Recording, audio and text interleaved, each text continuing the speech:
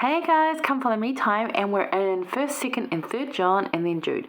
Don't get these confused with John. My husband often does this. He'll go, oh, with John this, and it's like actually 1st John something. So it can get a little confusing when you're writing what's where, but 1st John, because you'd think 1st John would be actual John.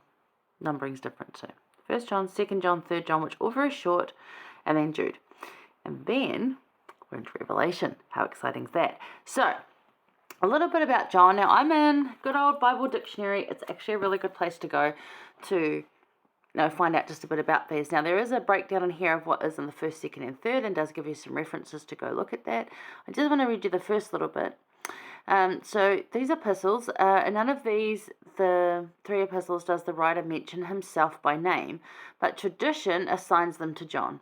Highly likely that it just is his style of writing, which goes on to say, while the similarity of the language of these epistles and that of the 4th gospel is strongly marked. Remember that John did write John, and Revelation is attributed to him as well, being that they just are written very similarly, and these are what you can tell from how people write. And the way he talks about things, and the way in the style of not referring to himself and calling himself by name like everyone else does, is something that again would set it apart to be that. So if you want to know more about any of the books, Bible Dictionary, great place to go. Free resource often on your bookshelf, untapped. So have a look at that. But we're going to start off in 1 John 1, 3-5. Seeing if we believe it's from John, then we already know about John, so we don't need an introduction to who he was and where he fit. We know that. So John chapter 1, verses 3-5. This is a beautiful chapter. This is the whole book of John really is teaching about what love looks like. It gives very good descriptive language and explanations around how God and Jesus' love for us shows and manifests itself in daily life.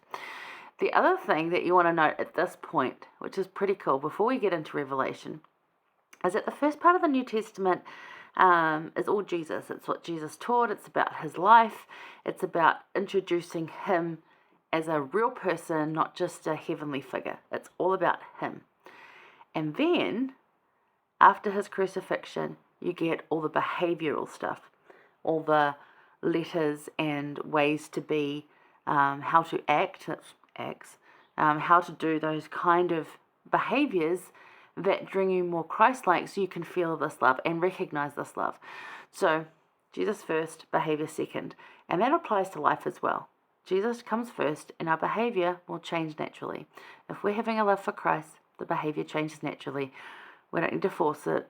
And same with other people that we see. If we can get them to love Christ and help them to love Christ, their behavior will just change. So it's good stuff there. All right, so verses 1, 3-5.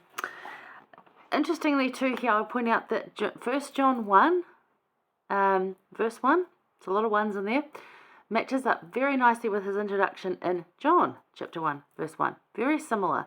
It starts a bit talking about, in the beginning there was the Word, and he says that which was from the beginning we have heard, as in he was the Word, as in the name of Christ. And now he's saying that from the beginning, like this is Christ, we now know him. And that would be true of John, knowing him very well. The 3-5 says, that which we have seen and heard declare we unto you, that also may have fellowship with us. And truly our fellowship is with the Father and with his Son, Jesus Christ. And these things write we unto you, that your joy may be full. This then is the message which we have heard of him, and declare unto you, that God is light, and in him is no darkness at all. And it's like, nice. So he's giving a very similar testimony here as Peter did, if you remember from last week. And James as well, very similar, as in like, we saw him, we didn't make this stuff up, because Peter calls it, we didn't create fables, like we're not making up stories here. We saw this, we were there, we know it to be true. John's saying the same thing. So John, throughout his writings, he uses both light and love as descriptors for God. And what would you add? Because he is light. There is no darkness in him at all. And it is definitely an expression of love, is his character and his behavior. So they're good describers for God. I would also put in there like compassionate. But how do you describe God to someone? Like really, across generations.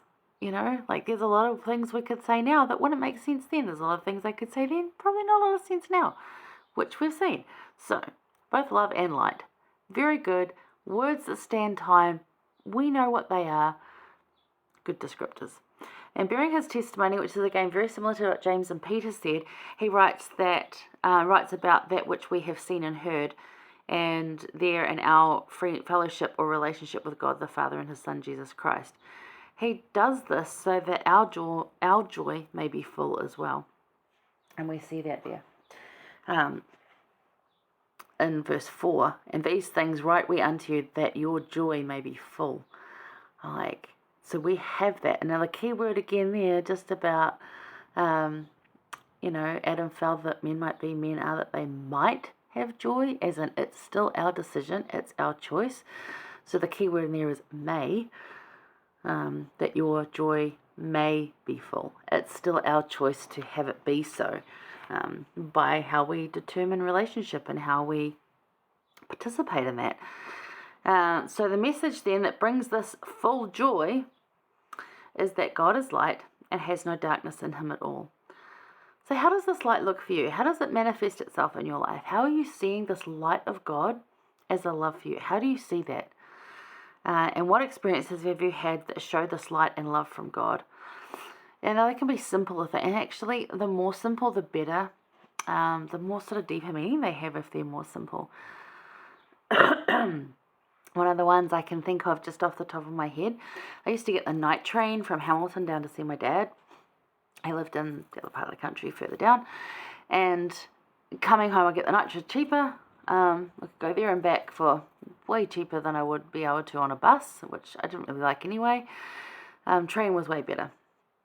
Better seating, and you could go buy a drink. There's a bathroom right there. Buses are, you don't get stuck in traffic. Train, really good. Anyway, coming home, I get into Hamilton here at like 4 a.m.-ish.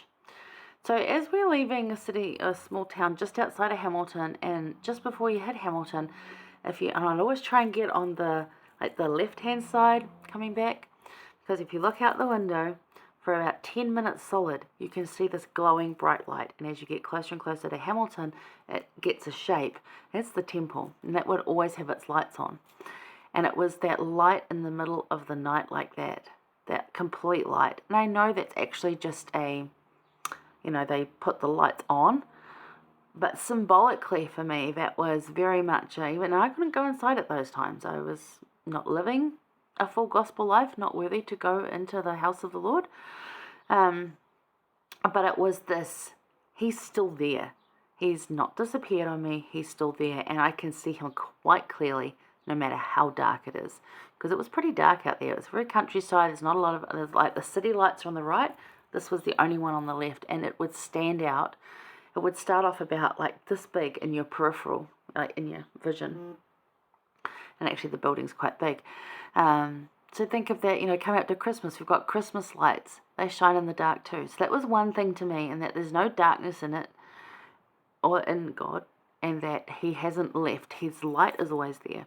So that was one way that I could see it. But there's other ways too. And again, as I said, more simple the better. If you've got comments on this, drop them. I'd love to hear what how do you experience this? How is this for you? It's the simple little things, even just last week, having a tough day, just spirit-led, went to where I felt I needed to go for no particular reason.